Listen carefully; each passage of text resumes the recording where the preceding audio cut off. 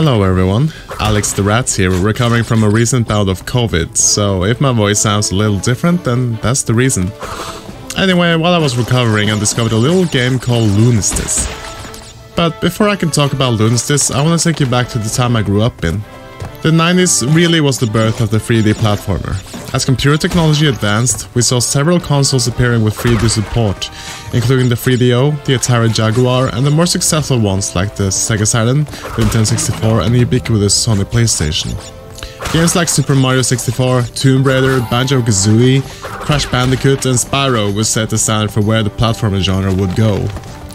Today I'm taking a look at a game that really tries to and successfully captures the 90s era style of platformer, where a lack of polygons forced developers to think outside the polygonal box. The game I'm talking about is of course the game I've already mentioned, which is Lunistice.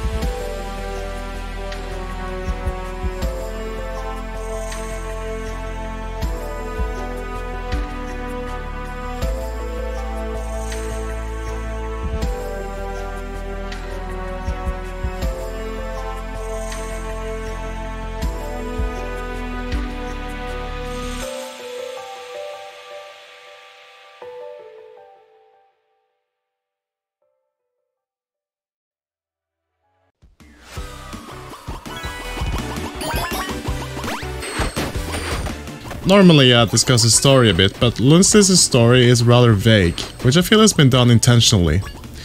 All you should know from the get-go though is that it takes place inside the dreams of Hana, the protagonist, who has the power to make it through the game's 15 levels. One thing I really love about the game is that it's very easy to pick up and play, and the game never feels unfair in terms of difficulty. Usually when you die it does feel like it's your own fault, so it is a game that becomes better the more you play it. Honestly, the game is fairly easy to grasp, with Hana being able to double jump and also get an additional jump in by using her spin attack, which is very similar to that of Crash Bandicoot, or Mario with its Tanuki Tail power-up from Super Mario Bros. 3. You'd also need the attack for the enemies in the game, which are honestly more obstacles than enemies. The only enemies that outright pose a threat to you are these popsicle looking ones that start coming after you. But otherwise they just kinda do their thing and will be in your way until you get rid of them. In fact, that's something I kind of consider the game's weakness. You only have about 4 different enemies and that's it for the entire game. So it kinda ends up feeling a bit repetitive to be only seeing the same 4 enemies over and over. That's not to say the game doesn't have variety though. Some of the levels have certain gimmicks you need to figure out. Like this level where platforms disappear and reappear to the rhythm of the game's music. Or this level where you have to slide on rails and hit mushrooms to make new ones appear. And the levels can be fairly challenging, especially if you want to find all the secrets, which will require several playthroughs of the levels. Hidden in each level are letters that spell Hana's name. If you don't find all of them, you can come back to find the rest later, and the letters you do find are saved. There are also golden keys and hidden documents you can find by using these secret platforms. The documents help reveal a bit of the lore in the game, so I highly recommend finding all of them. I'm not entirely sure how you can make these secret platforms appear, but I think they are linked to finding all of Hana's letters or hitting certain crystals in the level. I do recommend playing with a controller as the game supports analog movement, and having complete control over Hana's movement speed can be crucial in some of the more demanding platforming segments.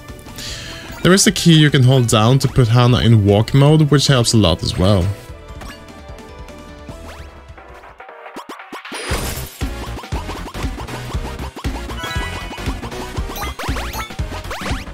The game has a gorgeous art style that feels extremely reminiscent of the Sega Saturn era.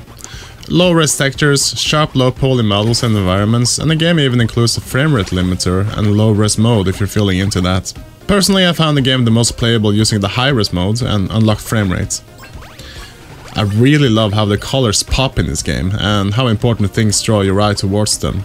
The cranes, which are the game's main collectibles, are always the most colorful objects in the level usually, and are very easy to spot. And the main character, being a tanuki, gives her a very vibrant color that keeps her constantly visible, which is really important in a 3D platformer where judging where you'll land is always important. Luckily, the game has a player shadow option that can further aid you if you struggle with depth perception, which I tend to do. As for the sound, I really enjoy the soundtrack. The main theme has a relaxing, soothing vibe to it that I really enjoy, and the stage music feels suitably retro while also becoming part of the game to an extent. Like in this stage, where the more you complete the stage, the more complete the background music gets, starting out as pure silence and then adding more and more elements as you complete the objectives. A neat idea, although at first I thought the music had glitched. Otherwise, the game heavily utilizes these typical 8-bit style sounds that I don't feel belong that well in a platformer of this style. Games from this era typically use more samples and synthesizer beeps, so hearing those feels a bit out of place to me. Again, that's really just a nitpick, and from someone who grew up with this type of games, the sound effects aren't bad at all. I just wish they were more elaborate than simple 8-bit beeps and boops, as I feel those type of sound effects belong more in actual 8-bit style games.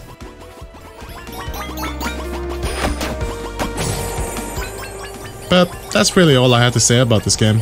It's a short but sweet little adventure that is brimming with emotion. It's been a long time since I played a game that got me so hooked, as I really had a hard time putting it down until I had completed it. The story feels powerful once you really dig into it, and the ending left me mystified but also feeling satisfied. If you're into this style of games, which if you're following with me I have a suspicion you do, you really should check out Lunistice. It's not even that much of an investment considering it only costs like $5. So let me know what you think of the game in the comments below, and if you want you can support me on PayPal. It really means a lot. Just use the link in the description below. See you later and take care.